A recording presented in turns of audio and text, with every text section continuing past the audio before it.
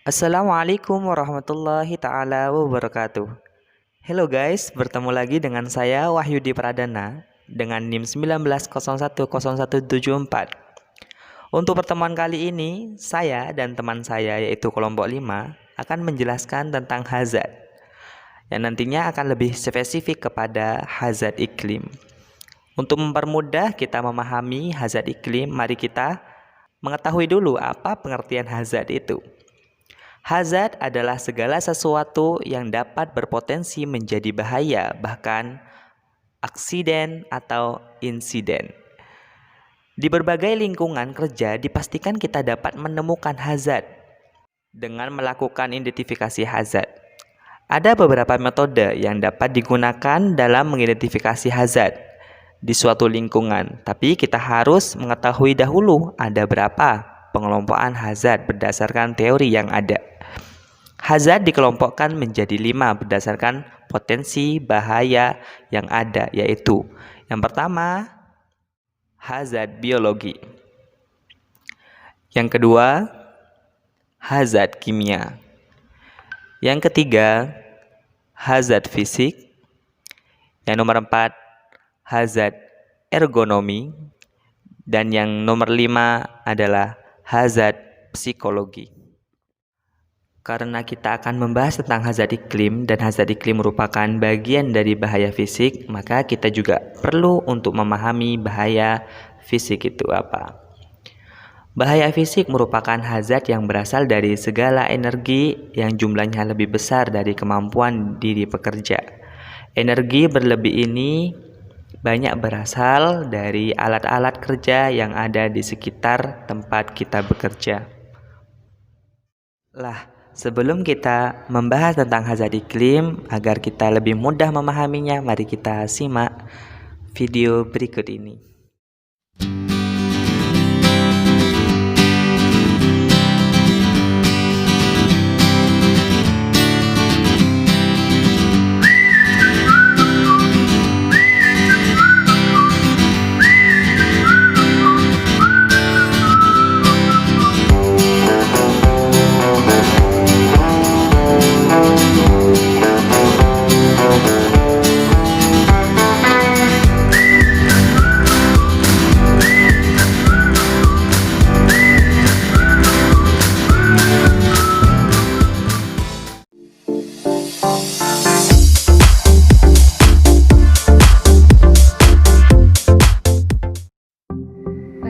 Iklim kerja.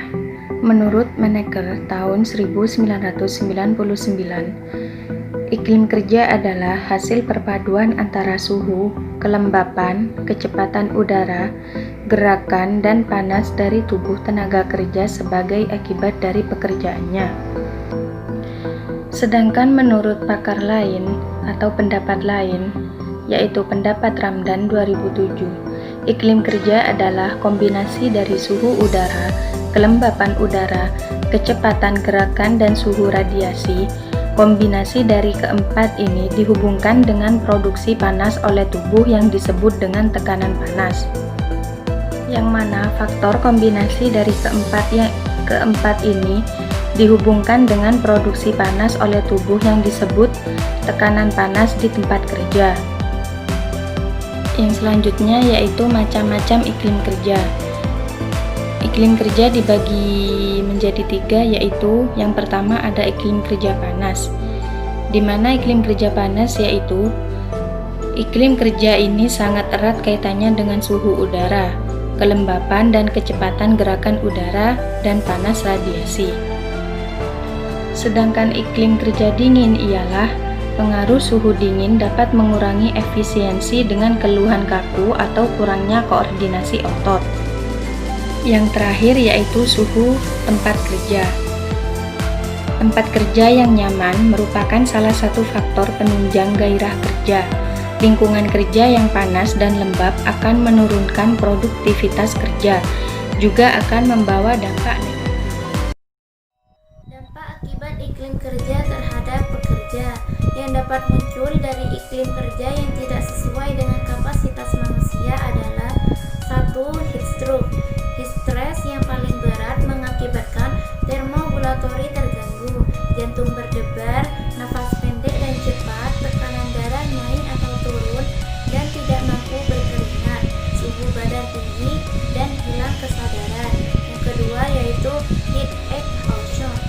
yaitu tubuh kehilangan cairan dan elektrolit. Yang ketiga yaitu heat cramps, timbulnya kelainan seperti otot kejang dan sakit, terutama otot anggota badan atas dan bawah.